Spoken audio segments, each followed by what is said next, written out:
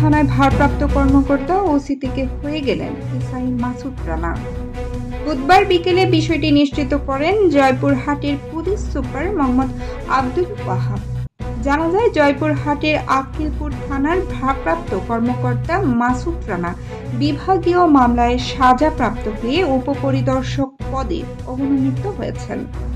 Police বিভাগে একাধিক সূত্র বিষয়টি নিশ্চিত করেছেন। ঘুষ ও দুর্নীতির অভিযোগে দায়ের করা বিভাগীয় মামলার দীর্ঘ প্রক্রিয়া শেষে তার এই শাস্তি কার্যকর করা হয়।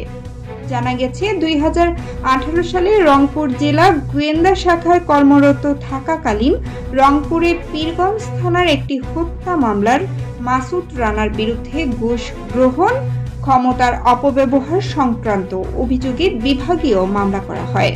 তদন্ত শেষে তার বিরুদ্ধে আনা অভিযোগ প্রমাণিত হওয়ায় শাস্তিমূলক ব্যবস্থা হিসেবে ওসি থেকে আগামী 3 বছরের জন্য এসআই পদে অবনমিত করা হয়। এর আগে মাসুদ রানা আক্কেলপুর থানায় গত 2023 সালে 20 জুলাই ওসি হিসেবে এবং পরে 2025 সালে 8 মার্চ ভারপ্রাপ্ত কর্মকর্তা হিসেবে যোগদান করেন।